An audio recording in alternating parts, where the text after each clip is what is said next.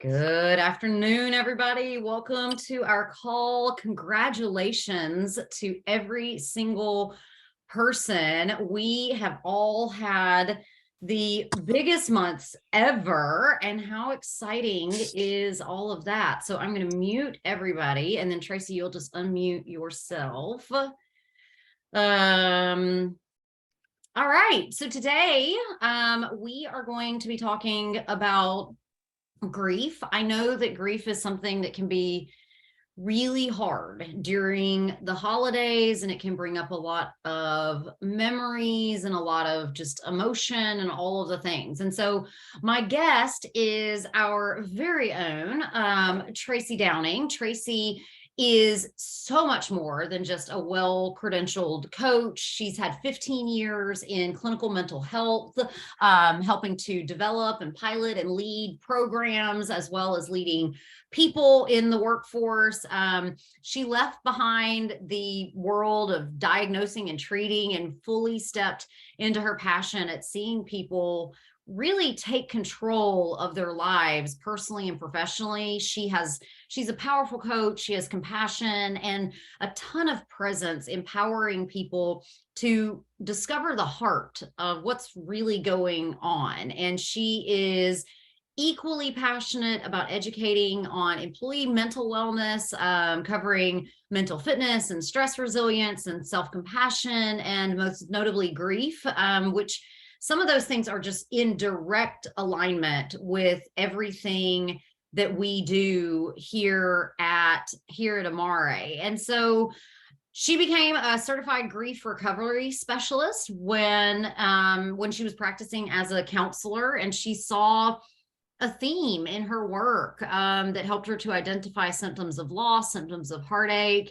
that were just not really diagnosable. And she is on a professional quest that has led her to search for grief recovery tools, because she is no stranger to grief and loss, as I'm sure many people on this call understand. And so showing up fully as yourself and honoring grief as a part of the story, and acknowledging that grief impacts us, but it doesn't have to define us. And so everybody, give Tracy just a warm welcome over in the comments. And oh my goodness, we got a waiting room full of people, letting everybody in, and we'll get everyone muted. And I would love to see in the chat, I mean, you showed up for a call about grief, and we want you to leave with a lot of hope.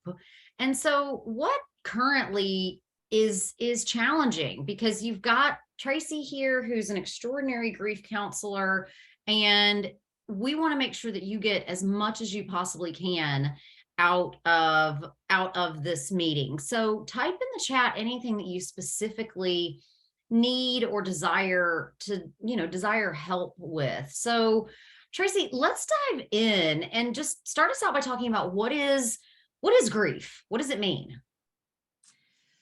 I always like to have a working definition. Thank you for that introduction, Lindsay. Appreciate it. I like to have a working definition of grief because for so many, grief is ambiguous.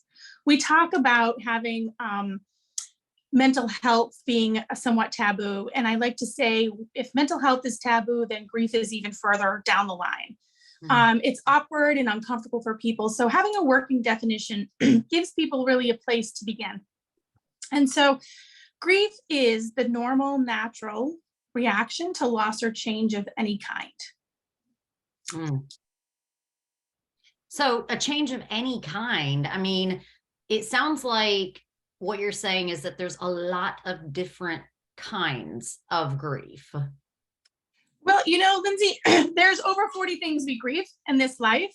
And oftentimes people hear grief and they think, who died? And that is a common, it's one we have ceremonies and celebrations of lives and funerals around. And so people have something to attach grief to. But when you think about grief, and you think about grief being somebody, their diagnosis, a loss of health, or you think of a family member or going to prison, or you think about retirement, or somebody dying by suicide. There's a ton of things beyond death that we grieve. just this week alone, I have had the honor of holding space for breakups, divorce, death. Somebody today really dove in around, she initially came to me for the loss of her both parents in a period of time. And what came out of today's session was her actual loss of safety. So grief is not just the tangible things that we can identify. Grief is also the intangible: loss of safety, loss of trust, loss of normalcy. Think pandemic. Mm-hmm. So when we have those things that we can identify as a loss or a grief event, and we can actually name it, it is then we can take action steps. And I also, somebody put in the comments that, losing a business is also a piece of it. And I know I personally have grieved the loss of employment. I mean, when you lose a job or are terminated, or even when things get so bad that you decide to walk, there's a grieving period that can happen. And so, Gail, I hear you about leaving a business behind, feeling weird about it. It's a bit of a loss, considering, and then, Claudette, 13 years as a widow, and many times people tell, like, you shouldn't feel sad about that anymore. And so what are some of the misconceptions and the myths, like the one that Claudette just brought up? Like, it's been so long, you shouldn't feel this way anymore. Grief is lost hopes, dreams, and expectations, right? By the very nature of me jumping on this call with you today, Lindsay, you have an expectation that we're going to have a conversation and it's going to go hopefully well, right? And so we enter relationships with people, places, and things. And so when those hopes, dreams, and expectations, even when we, can you still see me? Even when you don't, even when we choose it, it is still hard. And one of the biggest myths is time heals all pain. It's, just move on. This week, as I've dealt with a lot of people who are grieving loss of relationships, one of the famous questions people hear is, oh, how long were you married? How long were you dating? And as we chatted this week, one of the kind responses we came up with was, that's curious. But what about that is important? Because people have myths like, don't feel bad, replace the loss, right? Grief just takes time. Be strong for others. That's a big one. We should on people all the time. Imagine if we stop shoulding, stop fixing, stop comparing losses. We all experience our grief at 100%. So you lose a parent, I lose a parent. That's where it begins and that's where it ends. Absolutely. And I just want to, reiterate in business as well as in just communications in general, the more that you can replace the word should with the word could. I was talking with Laura this morning, and we were talking about how to ask better questions. And, we came up with a question like, people say, this is going on in my life, and they attribute it to this thing. And there's like this villain story. And you go, well, there could be something else.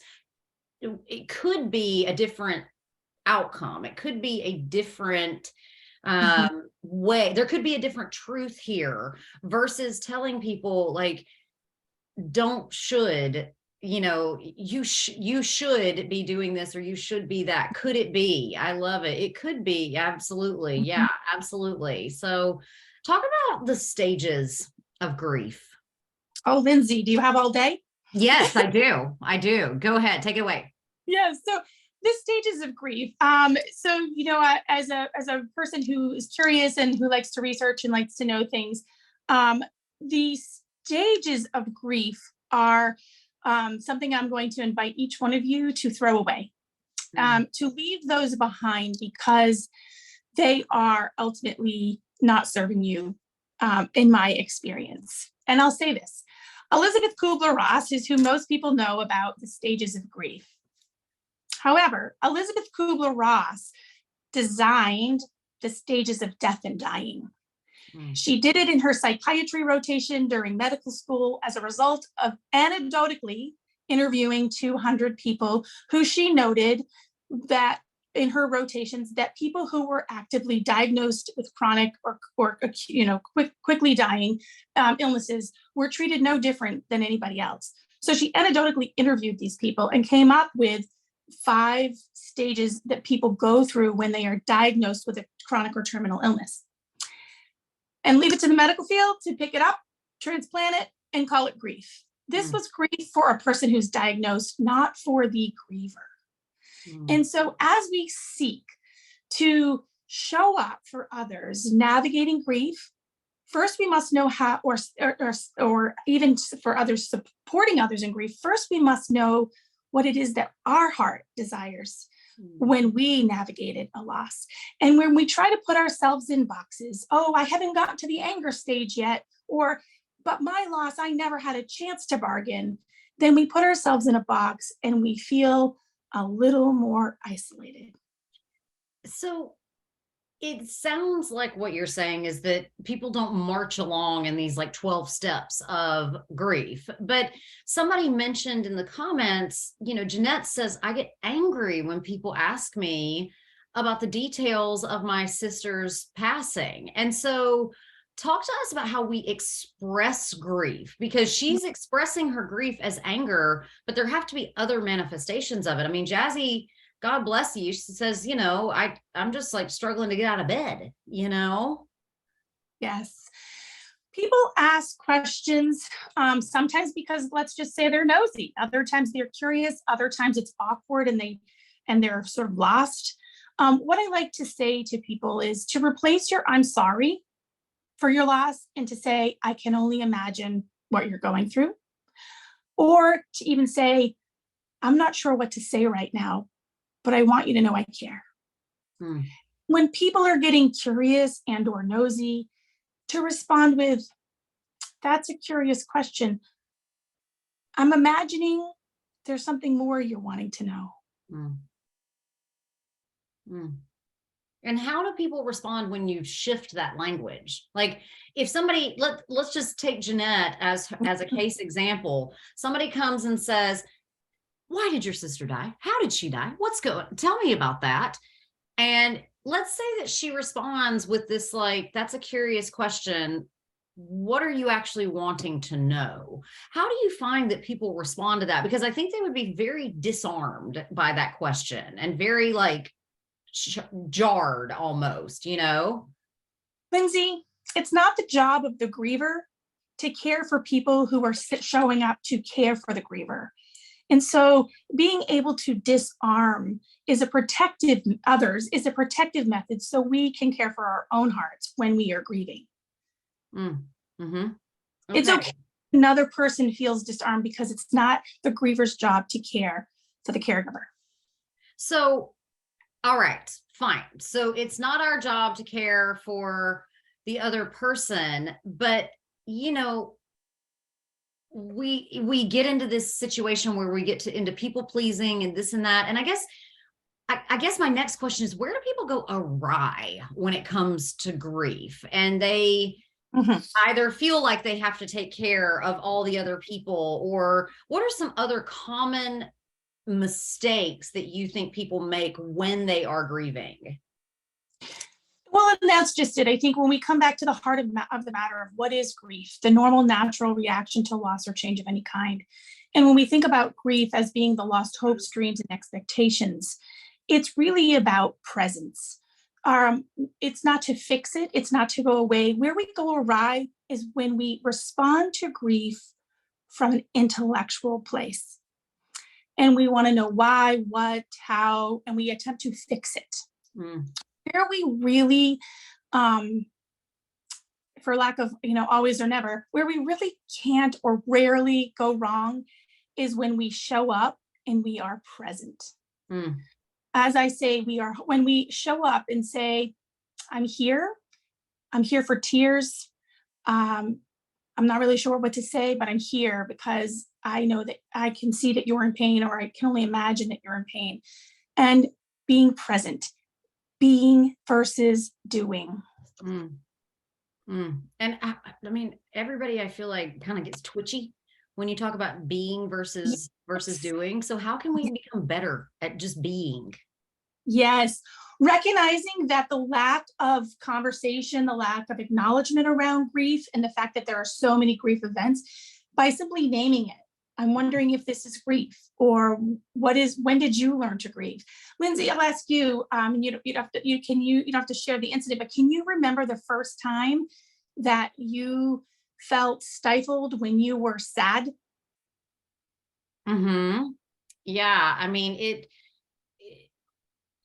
when I was a really young child, I remember when my brother was born, that loss of That's us. me being a single child, being the only child, and being the person that I am. I was very excellent at being an only child.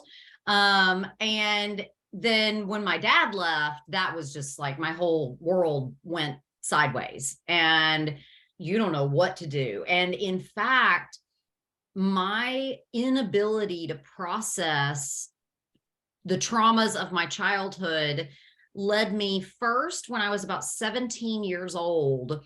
I was a costume designer at in one of our local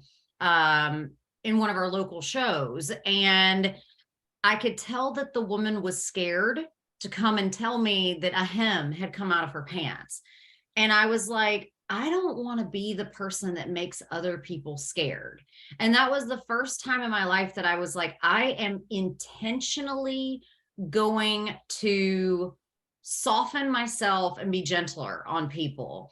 And then when I was in academic pharmacy, I was sent to a corporate communications coach because I came across as too aggressive for, a conservative Christian university. And I'm grateful, because I was so mad, because it was this loss of autonomy. It was this loss of, Lindsay, you're already good enough because you've got the doctorate, you got the postdoc, you got the this, you got the that.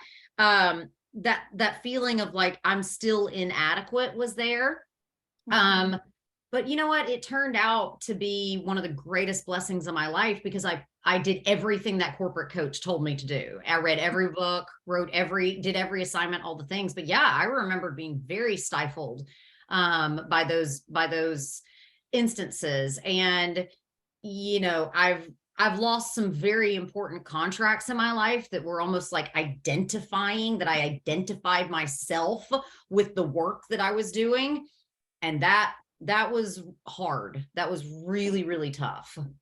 Yes. And where you began with all that was really about those first times, like when your brother, that loss of a sibling being born is a loss. What I like to say is the duality of both something joyous and something difficult can actually coexist. And grief invites so much duality. And when you talk about, I remember this incident, right? It was that there was an expectation of how you're supposed to act. And you're not supposed to be sad that your brother has been born. And, other things that people hear, if you're going to cry, go to your room, right? Cry alone. Or when a little one skins their knees and they're crying and it seems like they're carrying on, you're fine. What I like to invite people is to rephrase that and say, oh, wow, are you scared? Did that hurt? Right? And acknowledge, so that we teach kids from an early age that all of their range of emotions matter, even when they're exaggerated, right? Oh, you're sad that your brother was born? Tell me more, right? Or what does your heart desire? Imagine if somebody sat with little Lindsay and said, what are you sad about, Lindsay? Makes so much sense. What can we do to help you feel included, right? And so as we think about teaching kids that from a young age, what their emotions mean and how they matter, it really means we're teaching kids how to become teenagers, how to become young adults, how to become adults who grieve well. And how do we become adults who grieve well? We learn about the messages that we received long ago, right? About what does it mean to be grieve? What does it mean to replace the loss? What does it mean to, time just takes, grief just takes time. Replace the loss and get busy.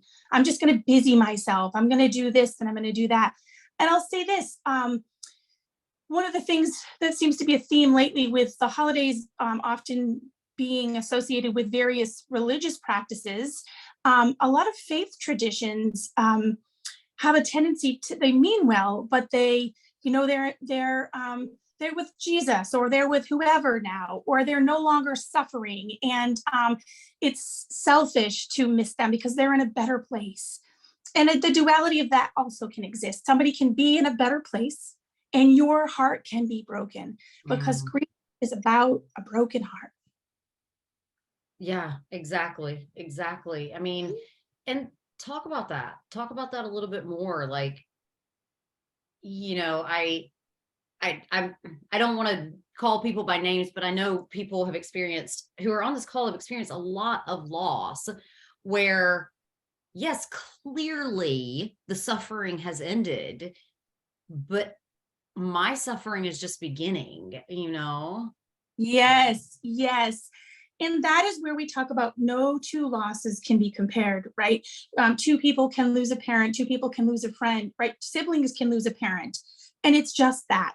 It's a loss. But how we experience that relationship is 100% uniquely our own. And that is why I always encourage people to say, I can only imagine your loss, right? Mm-hmm. I had somebody texting me this morning saying that that there was an important date for her coming up. And it's been a lot of years. And it reminded me of a loss that I have had.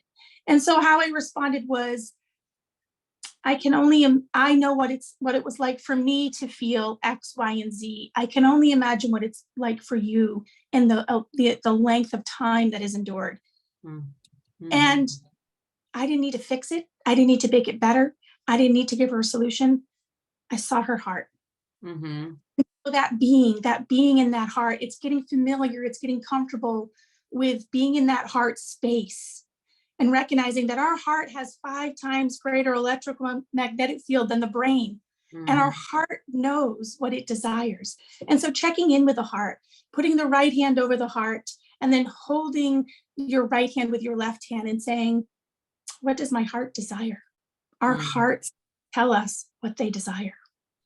And somebody asked what I think is a very poignant question, and I'd like to know more about what does grief desire. But Laura Esslinger says, is grief displaced love with no place to place it? That's a very complex question right there, but I think it is an extraordinary one, Laura. So is grief just like, you loved a person, you loved a job, you loved your college career? I actually am about to post a link in the comments to an interview that I did with Tamina Stoll, who had never been told that there was a thing called post-graduation depression. I mean, she just identified as being a university student. And when she went out into the workforce, she was like, I don't know who I am anymore. So what do you think? Is grief displaced love and we just don't know what to do with it? As we think about grief, right, when we think about what our heart experiences, and as we think about love being where we associate, right, in our identity. I was very rapidly growing in my profession when I became a mother, and then how I showed up at the table as a professional with a name tag. I had power, I had influence, I had sway. I meant that my knowledge, my wisdom carried weight. When I showed up at the same kind of tables as the parent, and I experienced feeling like a nobody and sort of like a joke, that took me a long time to recognize, even as somebody who's passionate about grief, that was actually a grieving experience. I lost my identity as a professional when I became a mother. And because I was passionate about what I did. And so recognizing that was what was happening was the first place to take action step to do something about that. Once I recognized I was grieving the loss of my professional status, then I could process through those emotions and take the action steps to move beyond the pain of that loss and step into my role as mom and advocate. Janine just asked a great question too. What's the difference between grief and just past traumas flaring? That's a really good question. It is my belief that trauma is the experience and that grief is the response. It is the emotional response to the trauma. So when we have traumatic experiences that are stuffed away, that when we have emotions that are buried inside of us, there's no way around grief. We can't ignore it. We can't put it away. We can't get over it, but we can move through it. Mm-hmm. And there's a very clear path towards moving beyond the pain and completing the relationship to the loss, rather that be a person, place, or thing. Mm-hmm. And I love Sheryl Sandberg's book, Option B, about the loss of her husband. And she teaches about the 3 Ps. Do you know the 3 Ps? Have you heard of those? Not at the moment. They're useful not only in the processing of grief, but they also, I think, in a business that can be emotional, like network marketing.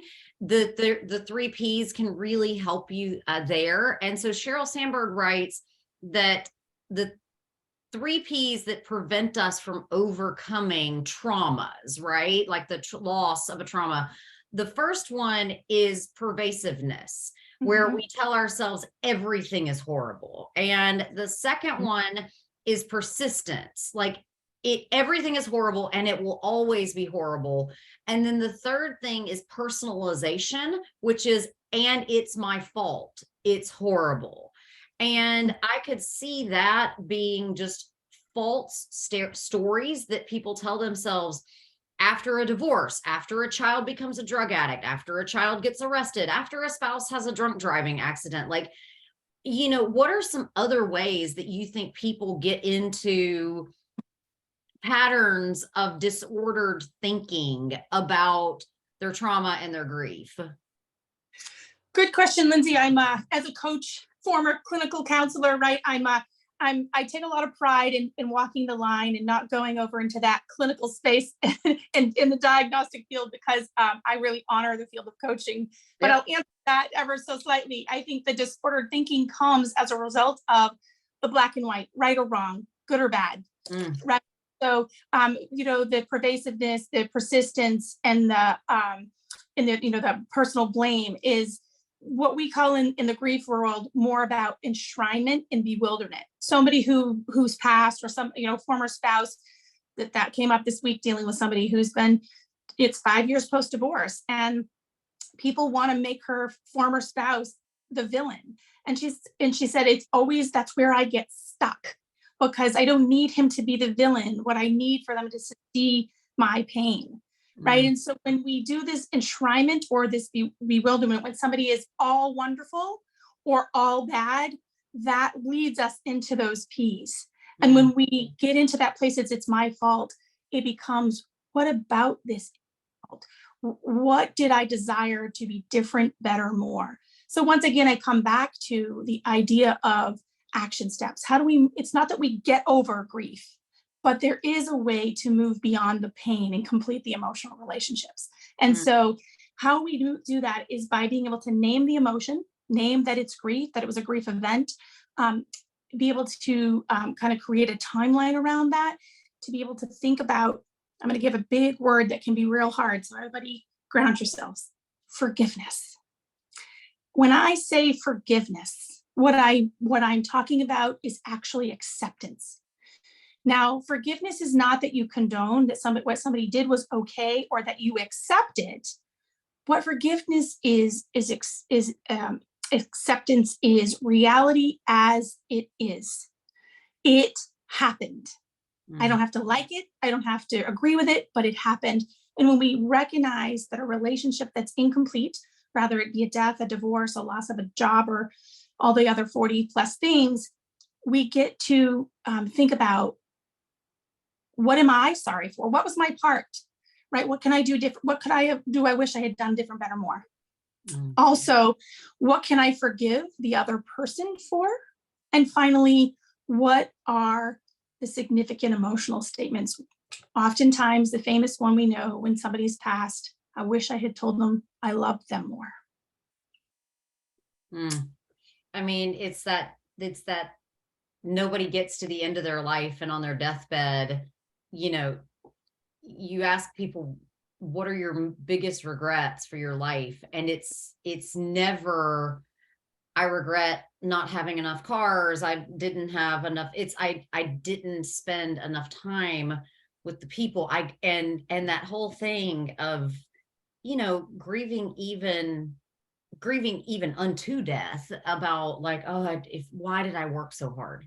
Why did I spend so many hours doing these things? And Gail said what you just said. I sit back and I just go, what could I have done better? What could I have done better? How many of you get into those thought processes of, you know, I know I am like, oh, that's the perfect comeback line. And if I'd only known that thing, or if I'd only done this action, or if I'd only been more there in the moment, it could have been something entirely different. But Denise thinks about like the guilt and the shame about, you know, we do have guilt and shame around our grieving. And what you said just brought something so clearly to my mind, and then it just went out of my head, but it'll come straight back, I'm sure. Let's talk specifically about the holidays. You know, I mean, there are people on this call who have a lot of, this is my first Christmas with, this is my first Christmas with whatever. And so why are, talk to us more. You mentioned it a while ago about the cultural affiliations with everything. And, you know, how do we navigate the holidays, especially for the people that are facing the firsts? Uh-oh, you're muted, Tracy. What happened? Somehow I got muted. You're back. I'm back. We navigate that by, you know, again, it's that acknowledgement, it's naming. There's power in naming, right? It's like you're taking the cover off the petri dish and you're exposing it, and therefore it no longer has its power to grow in the environment where it thrives best, right? Mm. And that is what we do with all emotions, and grief is no different. And so instead of telling yourself, this is going to be so bad, this is going to be so hard because it's the first Christmas, it's the first holiday without so-and-so. And you give yourself, you find that safe space, you find that heart with ears who's willing to have a conversation with you about that person, place, or thing that will be missing this year. Is it the traditions? Is it the person? What did they make? What did they do? What did they smell like? Right? What is it that, you know, when you walked into the family home, or maybe this is the first year it's not in where it's been at grandma's for the last so many years, right? It's having the ability to talk about, what are your concerns? What are your lost hopes, dreams, and expectations? What does it mean to lose? Or what are you afraid of? And when we begin to talk about those things and we have a heart with ears, it makes it a little more tolerable. It makes us feel a little less alone. Grief hates feeling isolated. Grief desires presence. And ultimately, Lindsay, grief is transformational. Mm.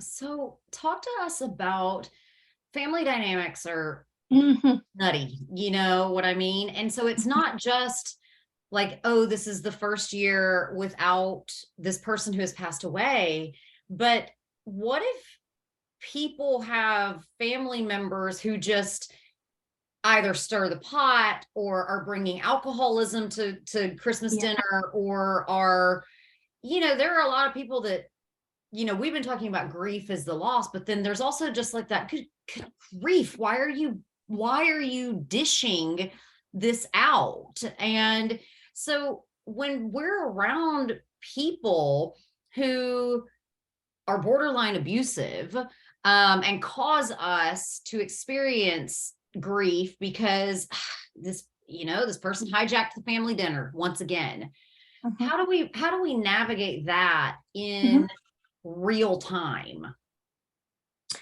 Well, the bathroom is my favorite place. because it's very rare that there's not a bathroom at a family gathering or a restaurant or wherever we may be.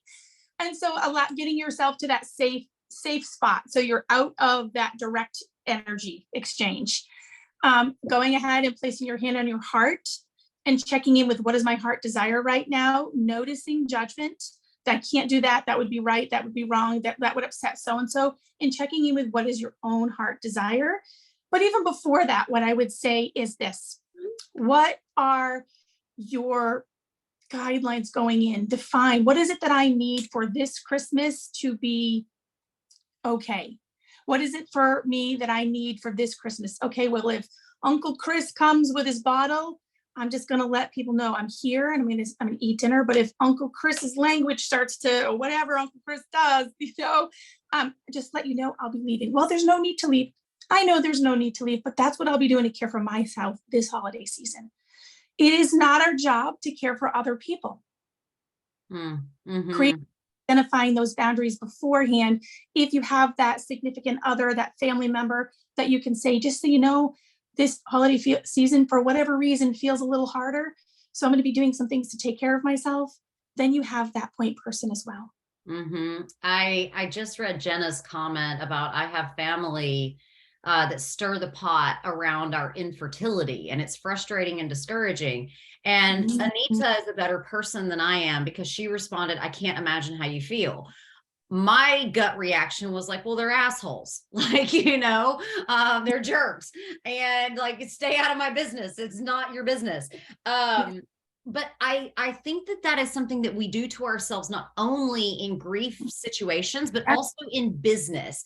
And so if you've listened to me teach about, the Amare business, I talk about how we have heroes in our stories, but our job is not to be the hero. Our job is to be the guide. And on the flip side of that coin is, Donald Miller teaches that victims never get to be the hero. Victims never get to be the hero, because victims don't go anywhere. They don't transform. They just wallow in their own self-pity and go, this is going to be the worst Christmas ever, because this person is not going to be there for me.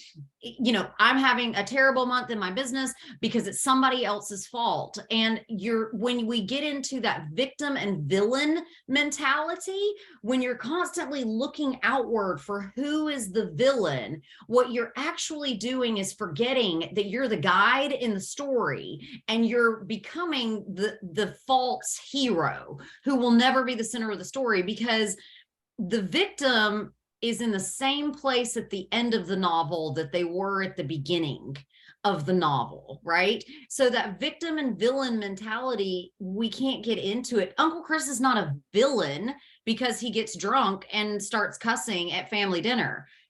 He has a brain disorder known as alcoholism, right? And so he's not a villain. And we have that choice to sit there at Christmas dinner and go, here he goes again. All right, watch him fly off the handle.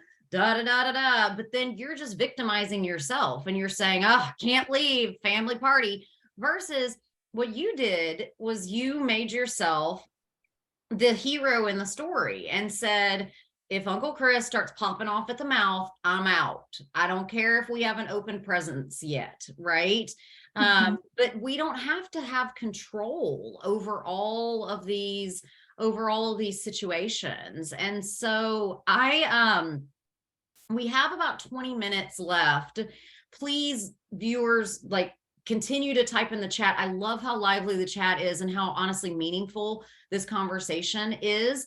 And I do want to tie this back to Amare and some of the products that you think are most impactful. And Tracy and I talked about this before our call today. And so I made you an example cart.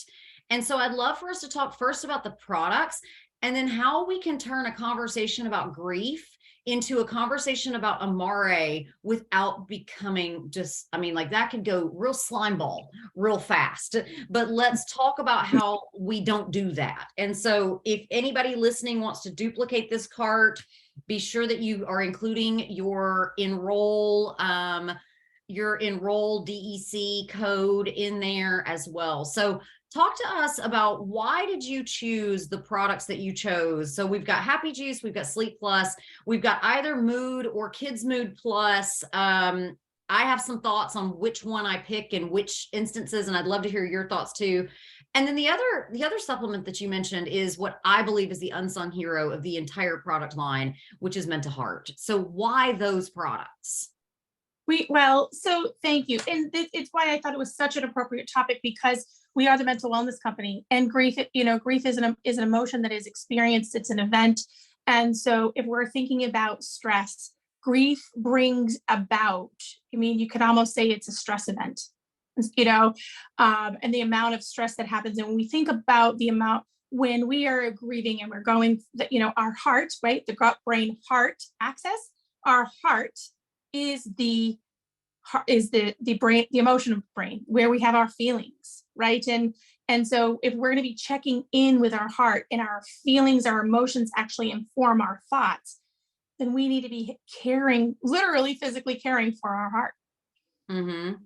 Yes, absolutely. So inside of the Menta Heart are some really great ingredients that can help to support that gut brain heart axis. And I love the way Sean teaches it. Dr. Sean, for those of you who don't know, is the product formulator of all of the products that Amare offers. And I like how he talks about how your brain is your thinking brain and your gut is a sensory brain, but the heart is an emotional brain, where we have our, it's artistic, it's passionate, it's visionary, it's all the things. And Menta Heart, we've got really great ingredients. We've got our Palm bioactives, which we see in the new PEP product, as well as an Edge, that are water soluble extracts from the palm trees that help to ensure excellent cardiac output and decrease workload on the heart. We have a bergamot fruit extract that traditionally promotes cardiovascular health, as well as our metabolic processes. We've got the astaxanthin in there, which is not only good for cardiovascular health, but also brain health, and decreases some of our stress markers. And then we also have black seed oil, which I tell you, friends, you go out there and you start talking about black seed oil, people love black seed oil, because it can help to normalize our blood sugar and our cholesterol, as well as enhances memory and our cognition. And so why do you think the combination of Menta Heart alongside Happy Juice and Mood Plus and Sleep Plus can be so beneficial in people who are grieving? Well, as I said, grief is such a stressful event. And so when our heart is broken, everything rushes. It's like all the blood, all the hormones, right? We get it. You could talk about the science of the heart and all the chemicals that are produced and all the things where our heart literally is broken, and everything is going to kind of protect our heart. And so when we're experiencing grief, the stress hormone, right? Happy Juice, decrease the cortisol, right? Increase the calm. And, it's a bodily experience. We get tightened muscles. We get oftentimes aches and pains, right? Especially when I talk about there's 12 different kinds of grief, from the normal grief to chronic grief to anticipatory grief. And so that sometimes that prolonged grief, where we're under that stress state, obviously Happy Juice helps just to reduce. It doesn't change the grief, but it reduces the level of stress on our body. And then of course the Menta Heart. And then I say relief because oftentimes grief, especially when we're stuffing down those emotions, manifests itself in physical pain, achy joints, right? Achy muscles, are real. I would even add in digestive in there, right? Literally our guts are unsettled. Sometimes people overeat, some people aren't eating at all. And then of course sleep. Sometimes people just can't sleep at all. And then other times, well, people, that's what they do, is sleep. And so there's a number of products that can, when we're grieving, it takes so much physical, emotional energy from us that it's important to recognize, like, what can I do? Right? I'm not going to move. I need to be able to move through the pain of the emotion. And so first I must help my body to be able to be in a place that I can house these emotions and process and do the work to move beyond the pain. So what are some of the things that people can physically do that can help them to feel like I have control? Because, oftentimes grief spirals and all of a sudden you're either unable to get out of bed or having anxiety and panic attacks, not able to leave the house, so obsessively making yourself busy to ignore the fact that you don't feel good. So what are some of like the tangible tactics that you teach people? Yes, and we're talking about the moving into. So I do a grief recovery program. I hate to call it a program, but to where I guide people through that. But before that, what I encourage people to do is to recognize, to observe their behavior, right? At the core of behavior change is an observation of what are we doing, right? We talk about this with dieting. Oftentimes people can go on a diet and they can release the weight, but if they don't change their relationship to food or how they use food, then their weight will return, right? And it's the same thing with grief. If we don't recognize or observe the behaviors and we just get busy, right? So recognize the need to just move, recognize the need that others have for you to be okay, and to recognize that this feels awkward and uncomfortable, and to know that in order to heal, we must first begin to take our steps to heal our hearts. So the worst thing we can do is get busy, because guess what? Everybody I know who's gotten busy and has moved on, gotten over it, grief pops up in other ways. You're not going to get away from it. You're not going to get around it. You've got to go through it. And so grief will show its face one way or the another. It is an emotion. Emotions are like 2-year-olds, and they want to be seen and heard. And a tired and hungry 2-year-old is going to have a tantrum. And the only way you're going to get that tired 2-year-old to the other side is to nourish them and to offer them sleep. And grief is no different. And so when we think about getting busy, that tendency, chatting with a friend, I just want to get busy, I want to distract myself. Now, not that you can't go do something and have fun, but that tendency to overdo, to want to block it out. And so to sit with that grief, to find that heart with ears, to recognize the messages that you've got about being strong for others. I had a woman call me last night, and she says, my husband wants me to talk to you because my daughter completed suicide 2 weeks ago.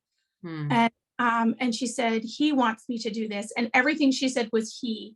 And so I said, are you ready? She said, I need to, because I can't cry in front of my grandchildren. And I said, what does crying in front of your grandchildren mean? She's like, I gotta be strong for them. And I said, and that's a great place to begin. Right. So that recognizing the messages that are no longer serving us is really the place of being and observing, so that we can prepare ourselves to do. I was looking back because Laura made a great comment earlier that I wanted to reiterate. When you said the anticipatory grief, Laura said that when somebody she loved was diagnosed with Alzheimer's, there was the grief of the diagnosis, and then there's the grief of the loss of the person, and then there's the physical loss of the person. And you can grieve that in many ways. And having watched 2 people very close to me die in the past year, that grief of watching someone that you love just kind of slip through your hands is awful. It's awful. I found that to be more challenging than one of my best friends was murdered in January, and it was so sudden and shocking and lost at the prime of her life, all of those things. But I felt like I didn't have as much grief for that as I did in watching these 2 friends just slowly become shells of themselves. And I love that this conversation makes me feel like that's okay. You can grieve these things in different ways. Absolutely. Here's the thing. We actually really live in a world that likes boundaries, right? We like to know what's good, what's bad, what's right, what's wrong. Grief doesn't have a framework. And that's what makes grief for so many so awkward and uncomfortable, is because we don't know where the line, one side or the other, what is good, what is wrong, right? Am I supposed to be grieving this way? There's no supposed to. Each journey really, truly is our own. And so as we can become more empowered to understand what is grief and what is a grief journey and how to show up, that we can be okay with, oh, this grief is like a wave, and no wave lasts forever. Some come crashing and you can see where they're coming from, and others are like, where'd that come from? Right? And as you think about that wave, you get to ride that wave to the other side and trust that as you ride that wave and you invite it to inform you, that is another action step. Oh, this is curious. I didn't expect to be crying right now. Wonder what this is about. Check in with your heart. I love that. I love that, giving yourself permission to, like, why am I crying about this? And just being like, I don't know. And that question of what does it mean to cry in front of your children? Because like that whole, I must be strong. My mom said that during the divorce, that some nights she would just feel like she was going to explode before we went to bed so that she could cry. And I was like, Mom, why didn't you just cry in front of us? Like, it's not like we weren't all sad. We all were sad that our lives were changing, at least me and you. My brother was too young to really have a clue. Right. But how do you coach parents on teaching children about grief? And because a friend of mine, his brother accidentally OD'd a couple months ago. And I asked him, I said, how are you navigating this? Because, your 4-year-old is coming to you and saying, Daddy, are you sad? And you're like, yeah, I'm really sad. But then you do want to protect children from just knowing how evil the adult world truly is. Yeah. A couple of things I say about tears. I say that tears are emotions that are either one of two things. Words are difficult to find, and or words feel inadequate. And so they're an expression of emotions. And so teaching kids when they fall and skin their knee and they're crying obnoxiously to a death experience, saying, sometimes mommy and daddies feel sad. And these tears are about my sadness. I'm not sure what other feelings I have right now. What feelings do you have right now? Engaging in a feelings conversation. And also, what are you sad about? Johnny, Daddy, sometimes there are things that moms and dads are sad about that are for mom and dads. And we can talk about that another time. But when you're sad, you can tell me too. Mm-hmm. Right. And so always want to acknowledge the feeling, the emotion. We don't want to ignore or pretend, because that's when we start to insinuate secrets, right? Even though your mom waited to go to bed, you're a bright girl, Lindsay. You're a bright woman. You're probably a bright girl, right? You knew your mom was about to bust. Mm-hmm. You got the message indirectly to be strong for others. Mm-hmm. Mm-hmm. Yeah, absolutely. You get that message of like, you just have to hold it together. And I remember when I was doing my yoga teacher training and, we were living in the jungle. I hadn't had any of my like normal coping of like, indulgent food or an extra glass of wine or whatever in like 6 weeks. And so like, I'm pretty like in my body. And I remember I went to my yoga teacher and I said, I feel like I struggle so much to look so put together on the outside because everything is falling apart on the inside. And she goes, oh, honey, that's all of us. And that was just such a wonderful thing of just an acknowledgement of like, we all feel like we're putting on an act some of these days. We all have those days where everything just feels like it is, devolving in some way, shape, or form. And so I love that language that you say of like, sometimes mom and dads are sad. And sometimes you don't have to know why we're sad. But you can always come and say, I'm sad. One of my favorite stories ever, my friend's 2-year-old comes storming into the kitchen, and she's bright red and her she's got her fists balled up and she goes, I am not okay.